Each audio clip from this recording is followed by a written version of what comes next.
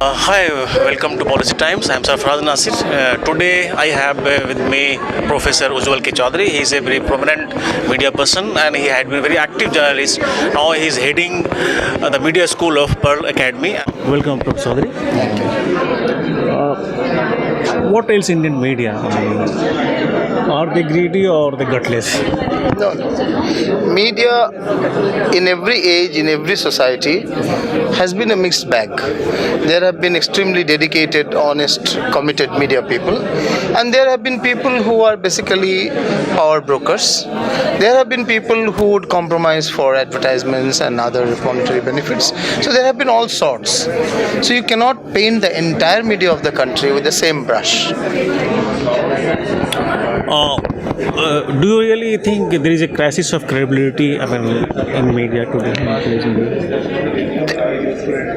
There has been challenges to media credibility in all ages. Having said that, in the last few years, the crisis of credibility has increased because the type of stories that are coming up many a time are openly known as fake news or false news, are not even cross-verified. Good that there are also false news busting organizations, but there are many which are finding space in legacy or established media which are false, news which are false. So that's one. Secondly, this is often seen that the way with which a media strictly and very judiciously looks at several political leaders, criticizes their policies or stands, questions them, does not necessarily the same standards they do not maintain for many others. So there are leaders, even in power, who are never questioned. And there are leaders, though in opposition or in states, who are questioned far more. That shows that there is a bias. The third aspect I would like to say is that media's focus on emotive issues, emotional issues, is much more than the fundamental issues of basic amenities and development of the society and the people.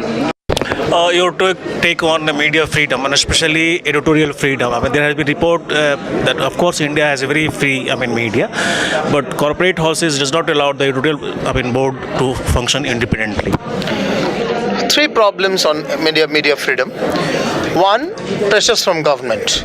A very celebrated editor like Milind Khandekar from ABP News had to resign due to pressures from government. And there are many other cases. Two, compromises of the corporate media. Corporate media's cost of operations are very high. Their entire business model is skewed, and they depend on advertisements and government patronage, and therefore they are almost compelled to either compromise or go slow on issues that they should be strong about.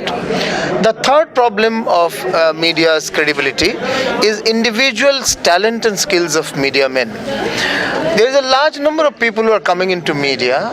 Neither they are technically always skilled enough, nor they are skilled on concepts and ethics. So there are compromises there as well. So compromises are three levels: from the government side, from the corporate side, and individual side. Having said that, there are extraordinarily committed, honest, and competent media people also working in the country.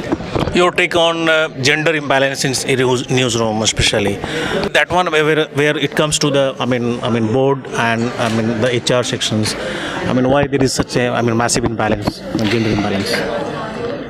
While it is true that a large number of women work at the lower level, at the entry level of media in the newsrooms, but often it is found that as they grow up, the proportion is going down. In fact, in regional newsroom, the proportion is very bad even at the entry level as well. National newsroom, television by nature is the visual medium, there are women. But decision makers, how many editors are there? Very few.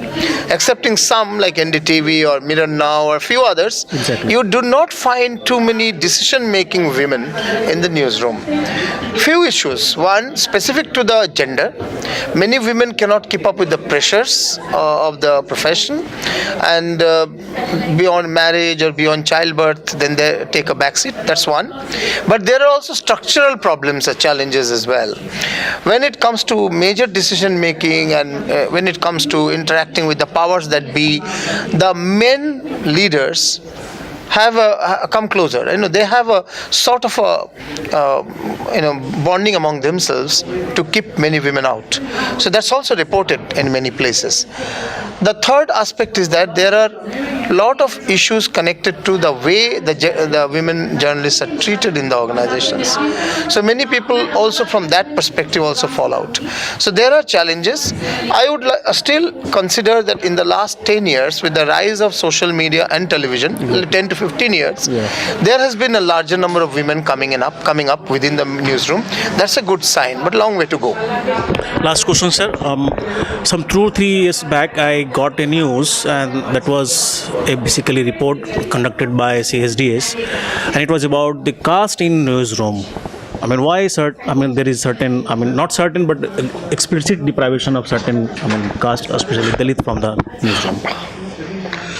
One, yes, the representation of Dalit voice or Dalit professionals is very low in the newsrooms of the country. Having said that, one reason is the very nature of the medium. It requires certain level of education, certain level of depth, and a certain level of knowledge. Unfortunately, from their childhood, large number of talented Dalit men and women do not get all those scopes to come to that level. So by nature of the medium, there are certain limitations as far as talent and skills are concerned. So larger amount of highly educated people are from the higher caste, so they get chances. Having said that, because the editorial team is largely from the large upper castes, so their bias is also there. Their bias, even if they get Dalit talent who can be hired, they go slow many a time, or they are given peripheral work, they are given freelance work, they are kept as retainers. So real decision making and leadership role is very tough to get. Having said that, because today's media organizations are hankering for skilled and intellectually competent talent, both. If they're intellectually competent, they're poor on skills. If they're great on skills, they're poor on intellect. So if a good number of talent from minorities and Dalit families who can combine intellect and skills together can come up, there is a large section of the media who are not overtly biased, and they'll be forced to hire. However, having told that, there are challenges here. Thank you so much for talking with me. Thank you, Police Time.